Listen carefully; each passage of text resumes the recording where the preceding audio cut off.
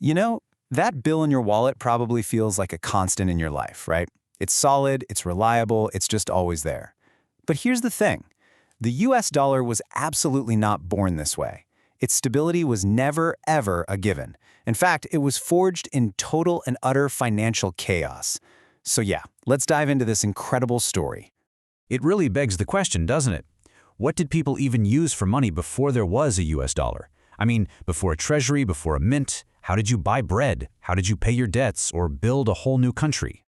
Well, the short answer is, it was a total mess. There was no single currency. People used basically whatever they could get their hands on. The most common thing was probably the Spanish silver dollar, the famous piece of 8. But you also had paper money printed by each individual colony, a wild mix of foreign coins, and of course a ton of just straight-up barter. It was confusing, it was inefficient, and it was seriously holding the economy back. And that brings us right to our first section here, the monetary mess that was colonial America. The absolute core of the problem was that the colonial economy was what you'd call chronically and deeply undermonetized. So what does that even mean? Well, it's simple. There just wasn't enough actual money to go around. I mean, can you imagine trying to run a business today if most of your customers wanted to pay you in, corn or lumber just because they didn't have any coins? Every simple transaction becomes super complicated, and that puts a huge brake on economic growth. And this all boils down to this really key idea, monetization. It's basically the journey an economy takes from relying on barter to using money for pretty much everything. See, a monetized economy is an efficient one, and the colonies were really struggling to get there. Okay, to really get a grip on just how bad this shortage was, look at this number. We're talking 1750 in Pennsylvania, which was actually one of the more stable colonies. The average amount of paper money per person was about 14 shillings. You know what that is in today's money? Just $38. And here's where it gets really wild. That $38 from back then compares to over $2,000 in physical cash per person in the US today. I mean, that just perfectly shows how little cash was actually floating around. You just couldn't assume you'd have money in your pocket. So things were a mess. How in the world did the US climb out of it? Well, enter Alexander Hamilton and what can only be called his financial revolution. He looked at all this chaos and basically designed a bold new system from scratch. You have to understand just how dire the situation was. After the war, the new country was basically bankrupt. The national currency they had, the Continental, was completely worthless, not worth the paper it was printed on. The government couldn't pay its debts. This is the absolute crisis Hamilton walked into as the very first Secretary of the Treasury. So Hamilton comes in with this honestly brilliant three-part plan. First, he had the federal government take on all the war debt from all the states. Now, this was super controversial, but it instantly made the US look credible to investors. Second, he created a national bank to actually manage the country's money. And third, the big one, he established a federal mint to create one single national currency, the US dollar. And the impact? Wow. It was immediate and it was huge. It was like flipping a switch. All of a sudden, the US went from being a financial basket case to a place where international investors wanted to put their money. With a stable currency and its credit back, the economy was finally unleashed.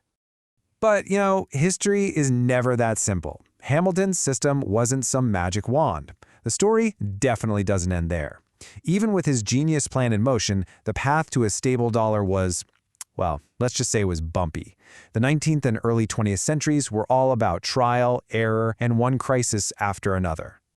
What came next was basically a century of these crazy booms and busts. Bank values were just a part of life. Financial panics would sweep the nation over and over again. It all came to a head with the massive Knickerbocker crisis of 1907, which almost took down the entire system. It became crystal clear that the country needed some kind of final backstop, a lender of last resort. And this whole pattern of failure is what led directly to the creation of the Federal Reserve in 1913. The Fed was supposed to be the big solution. Its job was to keep an eye on the banks and, most critically, to provide cash, liquidity, to stop panics before they could spread like wildfire. It was designed to be the ultimate safeguard, the institution that would finally tame the financial system. But what happens when the ultimate safeguard fails? Well, that's exactly what happened during its greatest test, the Great Depression. Or, as the famous monetary historians Milton Friedman and Anna Schwartz called it, the Great Contraction. And this part is just staggering. Between 1929 and 1933, the Federal Reserve, the institution created to prevent this, just stood by and allowed the nation's money supply to completely collapse by a third. Thousands of banks failed, and the Fed did nothing. This wasn't just a recession. This failure turned a downturn into the worst economic disaster in American history. The lesson learned from this failure was deep and painful. Decades later, you get this incredible moment at Milton Friedman's 90th birthday party. The Fed governor at the time, Ben Bernanke, stood up and said this directly to Friedman and his co-author Anna Schwartz. It was a stunning admission.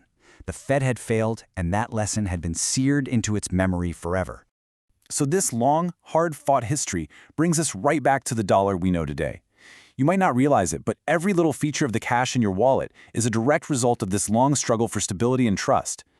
And you can literally see this evolution just by looking at a $100 bill. A lot of us remember the older ones, the white notes, right? Well, starting in 2013, the Treasury rolled out the new blue note, and it was a total redesign focused on just one thing: security. And the tech on these things is amazing. I mean, there's a 3D security ribbon that's literally woven into the paper. There's a bell inside an inkwell that changes color when you tilt the note. Raised printing that gives it a texture you can feel.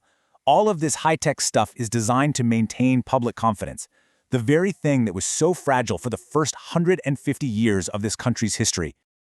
So when you think about it, from a crazy mix of foreign coins and colonial IOUs, through Hamilton's Revolution, a century of panics, and the absolute catastrophe of the Great Depression, the dollar has become what it is today. It's an incredible history of resilience. And it really makes you wonder, what are the challenges that are going to define its next chapter?